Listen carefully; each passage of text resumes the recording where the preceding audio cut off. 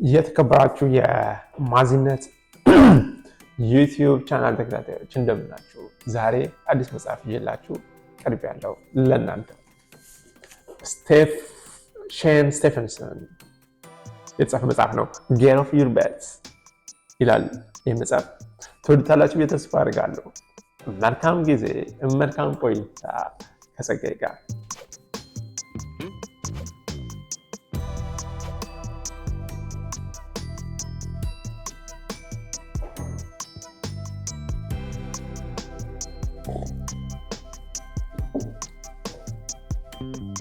ለምንድን ነው በህይወታችን ውስጥ ስኬታማ ያልሆን ነው?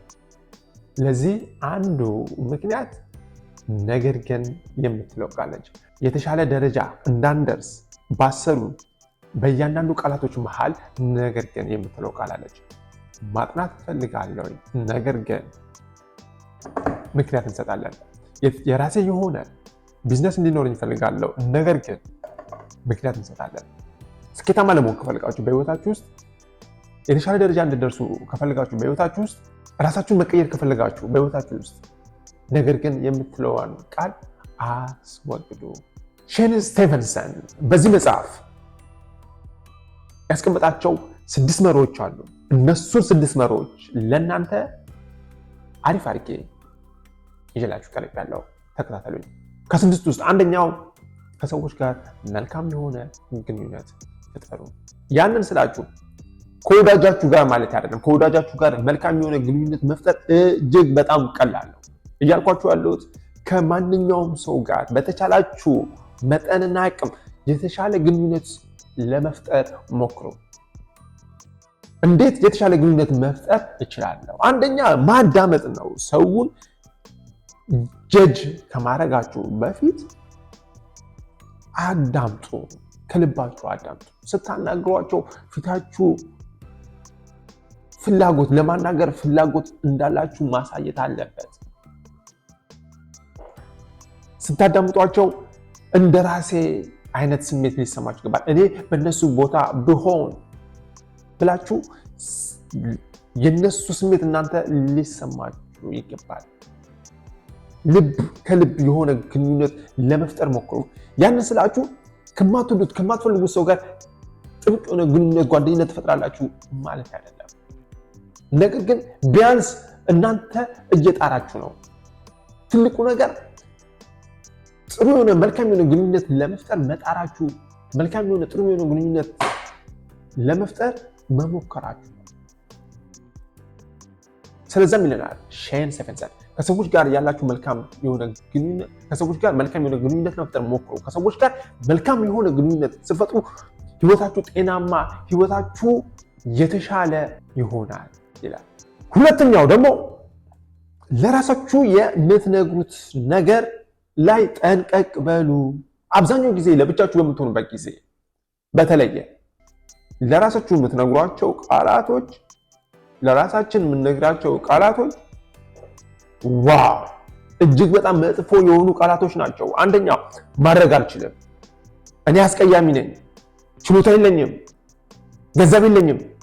ብቻ ለራሳችን የምንነግራቸው ኔጌቲቭ የሆኑ ቃላቶች ማብቅ የላቸውም። ህይወታችን ላይ ስኬታማ እንድንሆንና ስኬታማ እንዳንሆን ከሚጎቱትን ነገሮች አንዱ ለራሳችን የምንነግራቸው ቃላቶች ናቸው።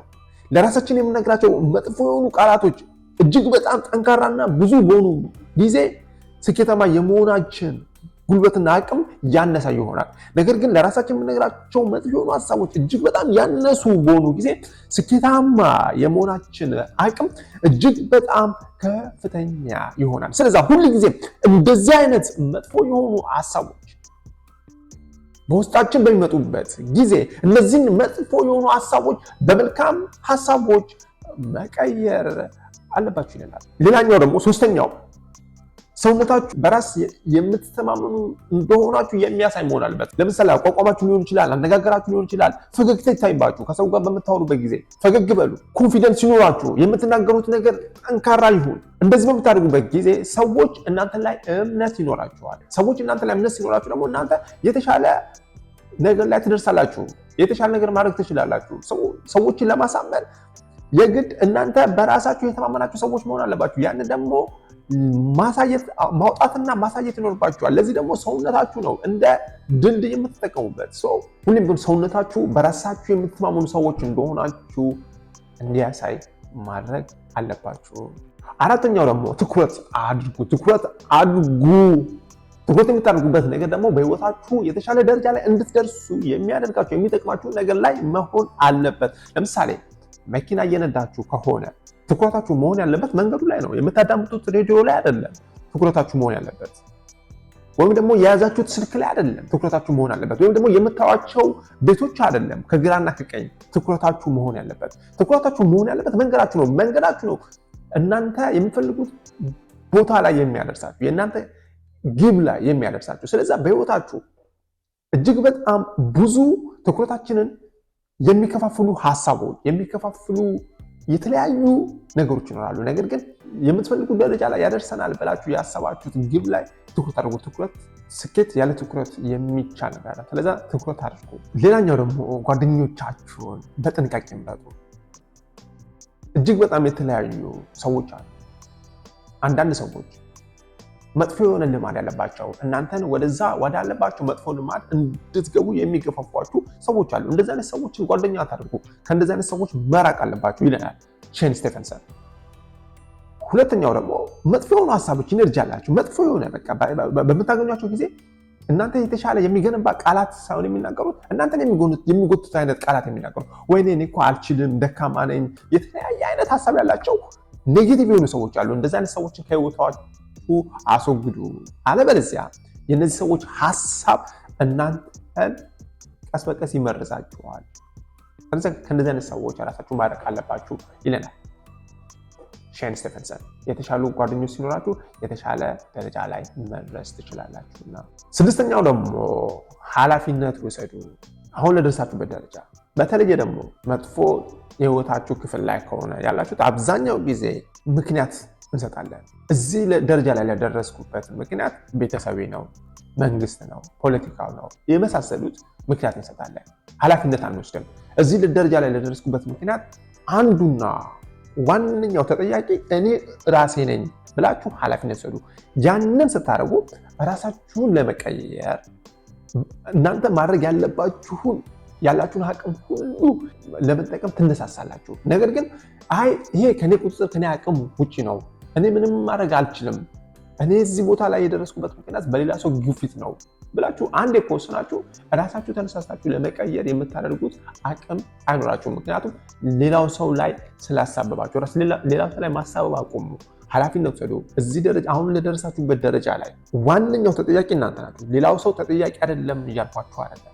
መንግስት፣ ፖለቲካ ወይም የምትኖሩበት አካባቢ ወይም ቤተሰብ ተጠያቂ አይደለም እያልኳችሁ አይደለም። ነገር ግን አንደኛውና ዋነኛው ተጠያቂ ግን እናንተ ራሳችሁ ናችሁ። ስለዚህ ያንን ኃላፊነት ውሰዱ። እንደዛ ስታደርጉ ለመቀየር ትነሳሳላችሁ ይለናል ሼን ስቴፈንሰን። ይህንን ይመስላል ስድስቱ መርሆች። እነዚህ ስድስት መርሆች ከተከተላችሁ የተሻለ ስኬታማ መሆን የምትችሉበት አቅም ይኖራችኋል ይላል። እንግዲህ በዚህ ባካፈልኩላችሁ ነገር እንድትዝናናችሁ ተስፋ አደርጋለሁ። በሚቀጥለው ሌሎች መጽሐፎችን አንብቤ ይዤላችሁ እቀርባለሁ። መልካም ጊዜ